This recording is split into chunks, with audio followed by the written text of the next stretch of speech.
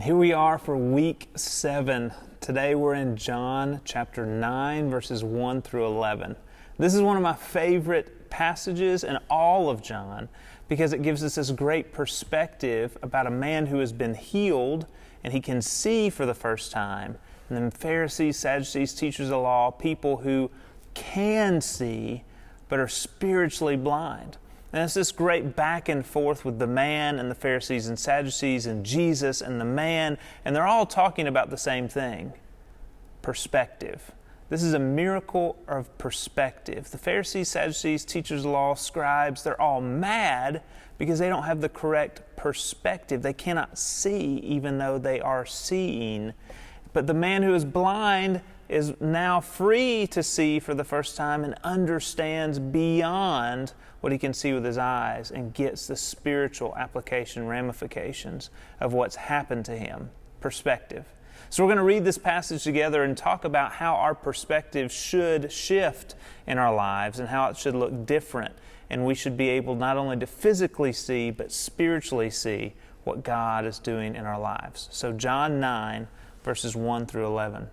As he went along, he saw a man blind from birth. His disciples asked him, "Rabbi, who sinned, this man or his parents, that he was born blind?"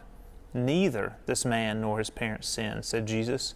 "But this happened so that the works of God might be displayed in him. As long as it is day, we must do the work of him who sent me. Night is coming when no one can work. While I am in the world, I am the light of the world." After this, he spit on the ground, made some mud with the saliva, and put it on the man's eyes. "Go," he told him, "wash in the pool of Siloam." This word means sent. So the man went and washed and came home seeing. His neighbor and those who had formerly seen him begging asked, "Isn't this the same man who used to sit and beg?" Some claimed that he was. Others said, "No, he looks like him." But he insisted, "I am the man." How then were your eyes open?" they asked. He replied, "The man they called Jesus spit in the mud and opened my eyes. He told me to go wash at Siloam, and I went and washed, and I could see." So we're going to watch a video now that's going to help us kind of understand this concept better. We're going to use this video that we found recently that will kind of show perspectives of people seeing before and after glasses, people seeing color for the first time, people seeing loved ones for the first time. You even get to see a couple of kids who see rain for the first time. So there's so many things in our lives that maybe we just don't have the proper perspective about when we're actually seeing them. I want to encourage you to go on and read the rest of that chapter in John 9 to see the interactions of the Pharisees and Jesus, the Sadducees, and the man, the way that they're all coming at this one situation about a man who is actually able to see for the first time and struggling with the spiritual side of it. So enjoy the video, and Jacqueline will be back when we come back from the video. Born blind and poor, Indian sisters Sonia and Anita have never seen their own mother's face.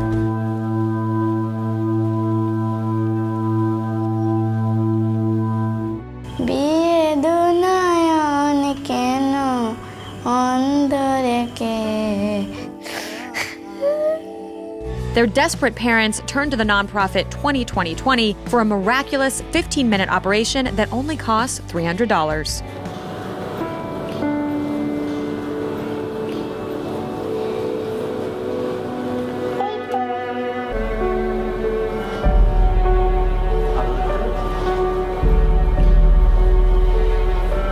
ব্যান্ডেজটা খুলে দেয় সে ছুটে নামে আর এমনিতে বলে মা আমি দেখতে পাচ্ছি It was love at second sight when this man saw his wife for the first time in 10 years. Yes. Okay. How are I picked you up.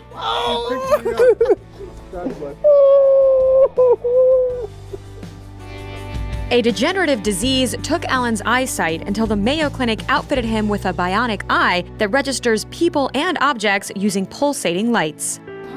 Look at your kids' eyes, Petey. They're so pretty. Imagine if you couldn't see the beautiful blue hue of your children's eyes. That's what overwhelmed colorblind father Opie Hughes when he opened the surprise package of Enchroma glasses that changed his life.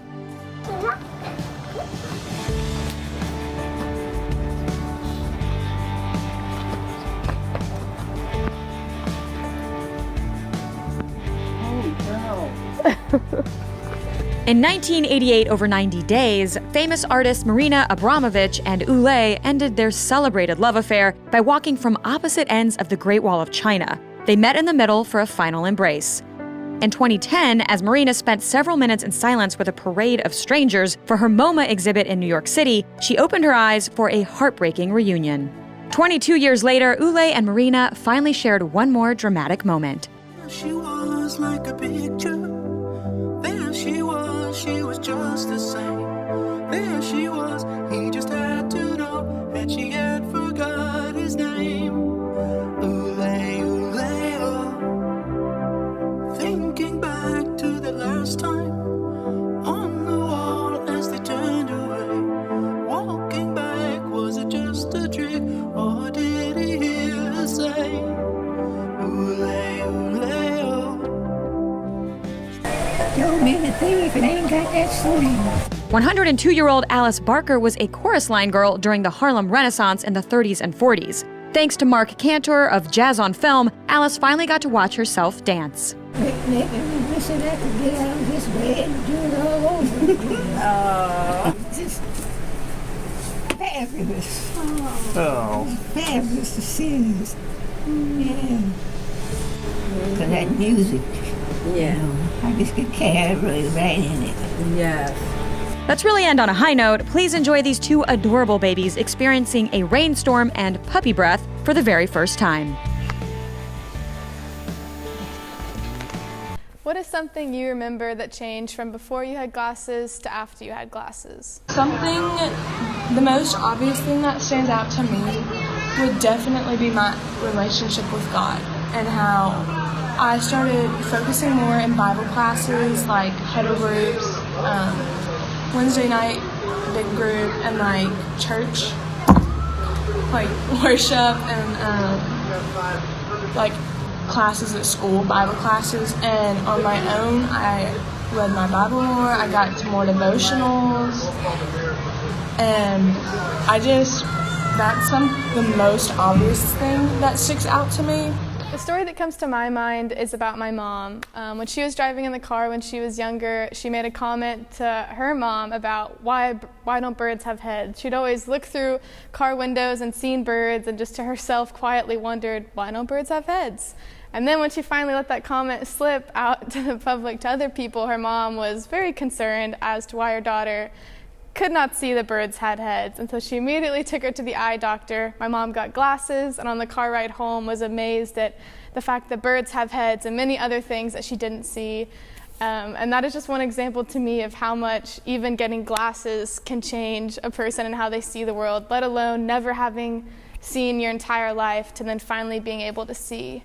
What is something you take for granted that would be a miracle for someone else? My family is something that I take for granted that a lot of other people would consider a miracle, because I have a brother who's been like my best friend for forever, and parents that I tell everything to, and a home that's safe and welcoming and that I love coming to. And like as I've gotten older, I've realized that that's something that's so rare.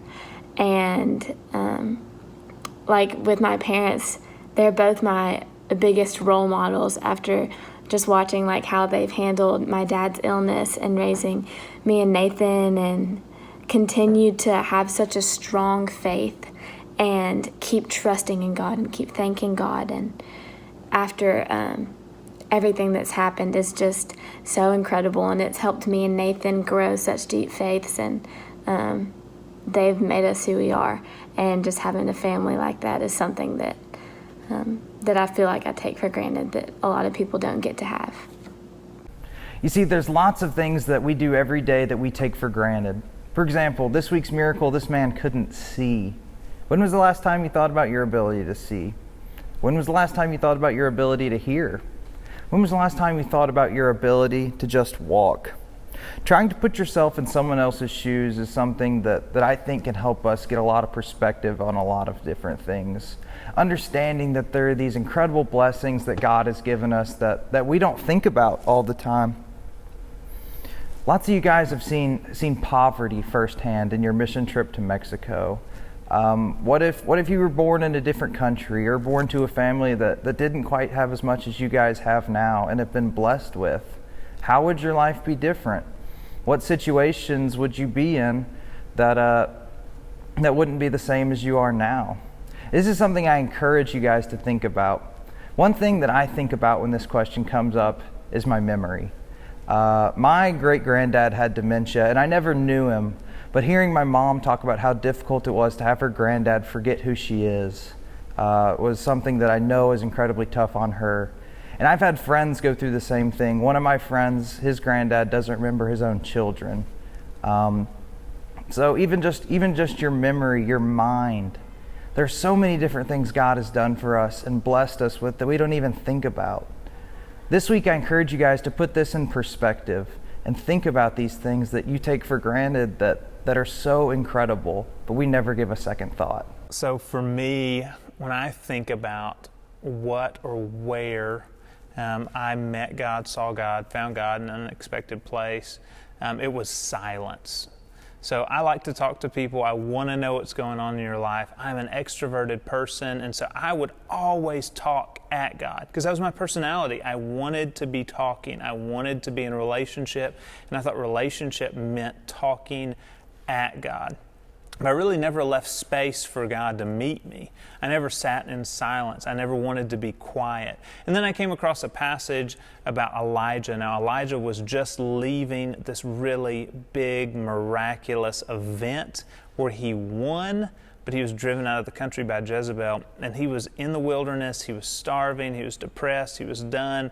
God fed him in the wilderness and then said, I need you to keep going and come meet me on the side of this mountain. So he does, and he gets there and he goes into a cave, and then all of these things happen: fire, wind, lightning, and then he comes out of the cave, and God is in none of those things, even though they were big and loud things, and Elijah experiences God in silence. And I thought to myself, that's interesting because for me that's so uncomfortable and not sure I want to do that, and it shifted my perspective for what I really needed to think through in approaching God. And maybe I should leave enough room for God to be present to me rather than me trying to force my presence on God. And so it reminded me of stories like Moses and the burning bush, that Moses was just walking and happened upon this bush where God talked to him about what was going on, about Paul when he was Saul on the road to persecute Christians, and Jesus literally dropped in his path to say, why are you persecuting me? For Daniel getting closer to God when he was driven away from his home, a place he did not expect.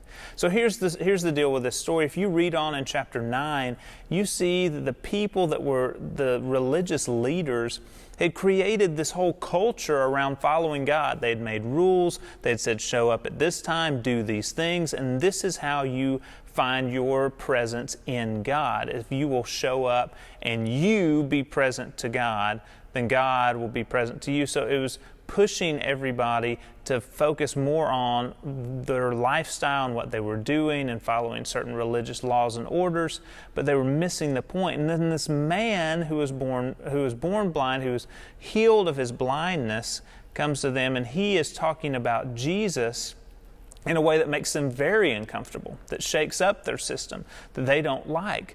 In their system, he was born blind because of his sin. And he says, no, this man has healed me. This is not based, and Jesus even says at the beginning, he's not born blind based on his sin. So this shifts the perspective of all the people. And the Pharisees, the Sadducees, the teachers of the law, the religious people cannot shift their perspective. They cannot see this as a spiritual occurrence. And because of that, they're blind to the work of God in the world. So for you and me, we have to take the time to sit in quiet. We have to take the time to see something in a new way like we would with glasses. We need to take the time to understand that there are things in our lives that are happening all the time that could be a miracle for something else, and not write God out of the equation of everything that's going on with us. I hope this week you take the time to notice some things and pick up on what God is doing in your life. Have a great week. We'll see you next time.